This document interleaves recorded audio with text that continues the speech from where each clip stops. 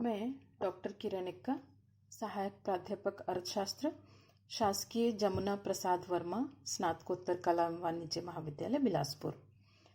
आज मैं बीए भाग 2 के तृतीय इकाई से सार्वजनिक वस्तुएं एवं निजी वस्तुएं टॉपिक पर चर्चा करूंगी, जिसके अंतर्गत हम सार्वजनिक एवं निजी वस्तुओं का अर्थ, परिभाषा, विशेषताएं दोनों में अंतर का अध्ययन करेंगे।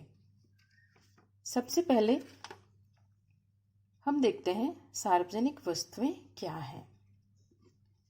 सार्वजनिक वस्तुओं को सामाजिक वस्तुएं भी कहा जा सकता है। सामाजिक वस्तुएं वे हैं जिनके उत्पादन से बाह्य लाभ का सृजन होता है तथा ऐसे लाभ का उपयोग अनेक व्यक्तियों द्वारा किया जाता है। यदि इन वस्तुओं का उत्पादन एक व्यक्ति द्वारा किया जाए तो इसके लाभ अनेक लोगों में बिखर जाएंगे। ऐसे लाभ पर संपत्ति का अधिकार स्थापित नहीं किया जा सकता है तथा लाभ का विभाजन भी संभव नहीं है। फलतः इनके लिए कीमत भी नहीं ली जा सकती है। सरल शब्दों में सामाजिक वस्तुएं वे वस्तुएं एवं सेवाएं हैं जिन्हें सामूहिक रूप से समाज के नागरिकों को उपलब्ध किया जाता है, जैसे सार्वजनिक पार्क, न्याय व्यवस्था, देश की सुरक्षा आदि। समाज के किसी भी सदस्य द्वारा इन वस्तुओं से लाभान्वित होने पर समाज के शेष सदस्यों के लिए इनकी उपलब्ध मात्रा में कमी नहीं होती है। कुछ विद्वानों ने सार्वजनिक वस्तुओं को परिभाषित किया है, जैसे सैमुअलसन के अनुसार सामाजिक वस्तु एक ऐसी वस्तु है जिसका सभी लोग मिलकर आनंद प्राप्त करते हैं, जबकि किसी एक व्यक्ति के उपभोग में वृद्धि किसी अन्य व्यक्ति के उपभोग में कमी लाए बिना होती है।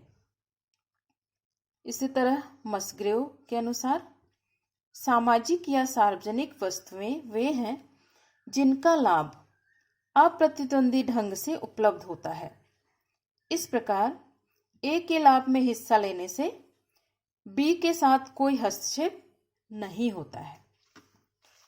इन परिभाषाओं के आधार पर यह कहा जा सकता है कि सार्वजनिक वस्तुओं का उपभोग सामूहिक रूप से होता है तथा किसी एक व्यक्ति के उपभोग में वृद्धि होने से दूसरे व्यक्ति के उपभोग में किसी प्रकार की कमी नहीं होती है। अब आते हैं सार्वजनिक वस्तुओं की विशेषताओं पर। यहाँ पहला जो पॉइंट है वो है गैर प्रतिद्वंदिता। सामाजिक वस्तुओं का उपभोग प्रतिद्वंदितापूर्ण नहीं होता है। इसका अर्थ यह है कि इन वस्तुओं का यदि एक व्यक्ति उपभोग करता है तो अन्य व्यक्ति इसके उपभोग से वंचित नहीं होते।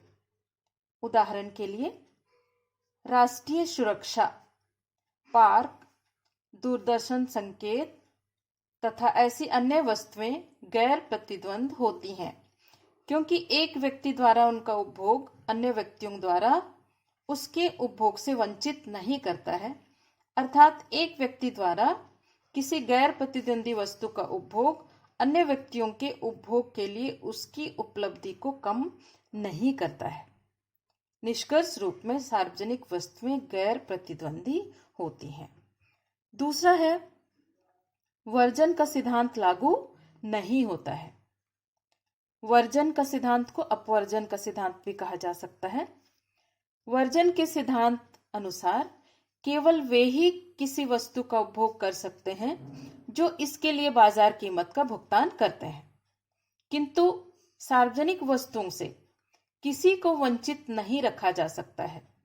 अर्थात जो व्यक्ति इन वस्तुओं के लिए भुगतान करते हैं और जो भुगतान नहीं करते, सभी को सार्वजनिक वस्तुओं का उपयोग बराबर रूप से करने का अधिकार होता है। इस प्रकार इन वस्तुओं का संयुक्त उपभोग होता है। तीसरा है बाह्यताएं उत्पन्न होती हैं। बाह्यताओं को बाह्य बचतें या बाह्य प्रभाव भी कहा जा सकता है। बाह्यताओं का ये अभिप्राय हो सकता है कि वर्तमान सामाजिक तथा आर्थिक वातावरण में किसी उपभोक्ता या उत्पादक पर अनावश्यक रूप से लागत थोप दी जाती है अथवा उसे बिना श्रम किए ही कोई लाभ प्रदान कर दिया जाता है। उदाहरण के लिए, जब कोई व्यक्ति अपने निजी प्रयास से अपने घर के सामने गली में नगर पालिका द्वारा बिजली का खंभा लगवाता है तो गली के सभी निवासी उससे लाभ उठाते हैं। इसके परिणाम स्वरूप सामाजिक लाभ उसके निजी लाभ से अधिक होते हैं। इस प्रकार बाह्यताओं के कारण सामाजिक तथा निजी लागतों एवं सामाजिक तथा निजी लाभों के बीच अंतर उत्पन्न होता है। चौथा है अविभाज्यता। सार्वजनिक वस्तुएं अविभाज्य होती हैं, अर्थात इन वस्तुओं को अलग अलग नहीं बल्कि संयुक्त रूप से ही प्राप्त किया जा सकता है। अर्थात सार्वजनिक वस्तुओं से सबको समान लाभ प्राप्त होता है। उदाहरण के लिए, बाहरी आक्रमण से देश की रक्षा और सड़क पर की गई रोशनी वगैरह को लिया जा सकता है। पांचवा है बाजार या कीमत तंत्र लागू नहीं होता है। सार्वजनिक वस्तुओं के संबंध में बाजार तंत्र कार्य नहीं करता, क्योंकि ये वस्तुएं व्यक्तियों की क्षमता एवं इच्छा को ध्यान में रखे बिना सभी को समान रूप से प्रदान की जाती है। सरकार का यह पूर्णतया दायित्व होता है कि वह निर्धारित करे कि कौन सी वस्तु कितनी मात्रा में किस तकनीक से उत्पादित करेगी और वितरित करेगी। छठवां है सीमांत लागत शून्य या नगण्य होती है। सामाजिक वस्तुओं की लागत शून्य अथवा नगण्य होती है। उदाहरण के लिए हम ले सकते हैं, मान लिया दूरदर्शन केंद्र की कुल उत्पादन लागत दी हुई है और समाज सामूहिक रूप से उससे लाभान्वित हो रहा है। अब यदि कोई अतिरिक्त व्यक्ति अपने टीवी पर इस केंद्र के प्रसारण का लाभ प्राप्त कर ले तो उसकी कुल लागत पर कोई अंतर नहीं आएगा। इस प्रकार सार्वजनिक वस्तुओं की सीमांत लागत शून्य होगी, किंतु सीमांत लागत की शून्यता का विचार एक सीमा तक ही लागू होता है। जनसंख्या के बढ़ जाने पर दूरदर्शन केंद्र बढ़ाने होंगे, अर्थात कुल लागत बढ़ जाएगी। सातवां है सामाजिक वस्तुओं की व्यवस्था सरकार द्वारा की जाती है। सामाजिक वस्तुओं की व्यवस्था के अंतर्गत यह निश्चित करना कि किन वस्तुओं का उत्पादन कितनी मात्रा में किया जाए तथा व्यक्ति से उत्पादन लागत को पूरा करने के लिए कितनी कीमत ली जाए, यह सरकार का आवंटन संबंधी कार्य है। परंतु मुख्य समस्या यह है कि इन सामाजिक वस्तुओं के उत्पादन लागत की क्षतिपूर्ति किस प्रकार की जाए। इस संबंध में कुछ सुझाव दिए जा सकते हैं, जैसे शिक्षा, स्वास्थ्य जैसी गुणात्मक आवश्यकता की जो सार्वजनिक वस्तुएं हैं उनमें उपभोक्ता से आंशिक शुल्क लिया जा सकता है। इसी प्रकार कानून एवं प्रशासन जैसी सार्वजनिक सेवाओं से कोर्ट फीस एवं जुर्माना जैसे अर्थदंड लगाकर भुगतान प्राप्त किए जा सकते हैं। ऐसे ही जो वस्तुएं पूर्ण रूप से गैर प्रतियोगी हैं एवं जिनमें उपभोक्ता की पृथकता संभव नहीं है, उनकी लागत सामान्य कर लगाकर भी पूरी की जा सकती है। इसी तरह जो वस्तुएं गैर प्रतियोगी हैं किंतु पृथकता का सिद्धांत लागू होता है, वहां विशिष्ट कर जैसे लाइसेंस फीस, पथ कर, प्रवेश शुल्क इत्यादि लगाए जा सकते हैं। अब हम देखते हैं निजी वस्तुएं क्या है। निजी वस्तुएं वे वस्तुएं हैं जिन्हें कीमत प्रणाली या बाजार व्यवस्था के माध्यम से संतुष्ट किया जा सकता है। निजी वस्तुओं का उत्पादन बाजार सिद्धांत तथा व्यावसायिक कुशलता के आधार पर किया जाता है। इसकी भी कुछ विशेषताएं हैं, जैसे पहला है वर्जन सिद्धांत की क्रियाशीलता। निजी वस्तुओं के संदर्भ में वर्जन का सिद्धांत लागू होता है, जिसके कारण जो व्यक्ति वस्तु की बाजार कीमत का भुगतान नहीं करते, उन्हें उस वस्तु के उपभोग से वंचित रहना पड़ता है।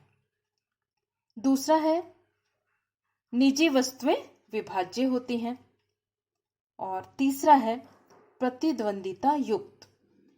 निजी वस्तुओं का उपभोग प्रतिद्वंदिता युक्त होता है, क्योंकि यदि एक व्यक्ति के उपभोग में वृद्धि होती है तो दूसरे व्यक्ति के उपभोग में कमी होगी। अभी तक हमने देखा निजी वस्तुओं के उपभोग में प्रतिद्वंदिता होती है, जबकि सार्वजनिक वस्तुओं का उपभोग प्रतिद्वंदिता रहित होता है।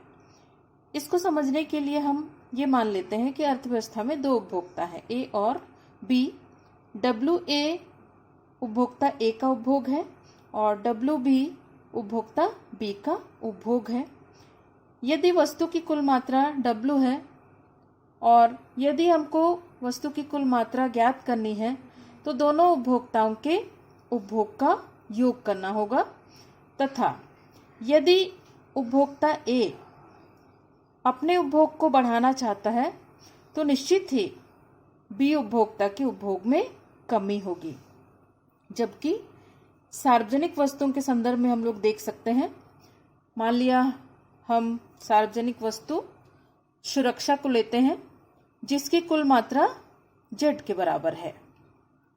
ZA ए का उपभोग है, ZB बी का उपभोग है, तो कुल उपभोग का बंटवारा नहीं होगा, बल्कि ए तथा बी दोनों उपभोक्ता बराबर रूप से सुरक्षा सुविधा का उपभोग करेंगे तथा उपभोग के संबंध में कोई प्रतिद्वंदिता नहीं होगी, और इसलिए Z = ZA = ZB। रेखा चित्र में देख सकते हैं OW = OWA + OWB, जैसा कि रेखा चित्र में दिख रहा है। और निजी वस्तुओं की यदि मांग ज्ञात करनी है तो निजी वस्तुओं की मांग एक दिए गए मूल्य पर विभिन्न उपभोक्ताओं द्वारा मांगी गई मात्राओं के क्षैतिज योग द्वारा ज्ञात की जाती है। जबकि सार्वजनिक वस्तुओं के संदर्भ में हम लोग देख सकते हैं, यहाँ रेखा चित्र में देख सकते हैं कि सुरक्षा वस्तु की मात्रा OZ के बराबर है। उपभोक्ता A और B दोनों ही OZ के बराबर ही उपभोग कर रहे हैं वस्तु का, जबकि व्यक्ति A B की तुलना में समान वस्तु की कम कीमत अदा कर रहा है। इस प्रकार हम देख सकते हैं कि सार्वजनिक वस्तुओं की मांग विभिन्न उपभोक्ताओं द्वारा मांगी गई मात्राओं के लंबीय योग द्वारा ज्ञात होती है। सार्वजनिक वस्तु एवं निजी वस्तु में अंतर पर यहाँ पे तालिका में पूरा दिखाया गया है।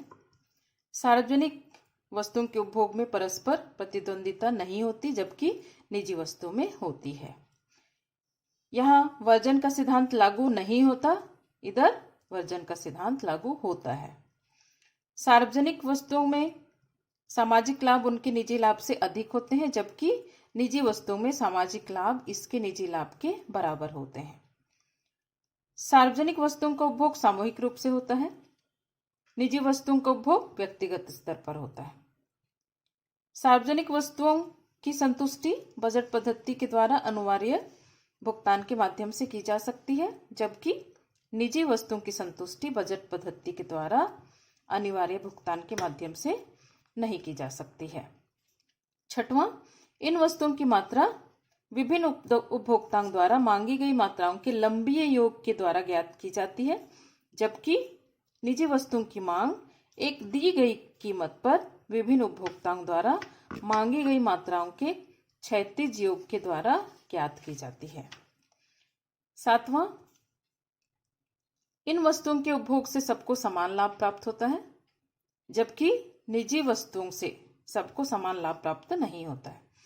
8वां, इन वस्तुओं के संदर्भ में उपभोक्ताओं के अधिमान की अभिव्यक्ति स्वतः नहीं होती, जबकि निजी वस्तुओं के संदर्भ में उपभोक्ता के अधिमान की अभिव्यक्ति स्वतः होती है। इस प्रकार हमने देखा कि निजी वस्तुओं और सार्वजनिक वस्तुओं में क्या अंतर है।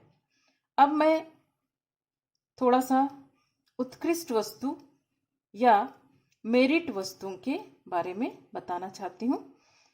गुणों पर आधारित वस्तुओं को उत्कृष्ट वस्तुएं कहा जाता है। मसग्रेव की दृष्टि में मेरिट वस्तुएं सार्वजनिक वस्तुएं ही हैं, किंतु इनकी व्यवस्था करते समय उपभोक्ता के अधिमान को ध्यान में नहीं रखा जाता है। मेरिट वस्तुओं में उपभोक्ता के अधिमान के स्थान पर आरोपित अधिमान होता है। इस प्रकार मेरिट वस्तुओं में यह एक विशिष्ट गुण होता है कि इन वस्तुओं की व्यवस्था समुदाय के किसी एक वर्ग के लिए की जाती है।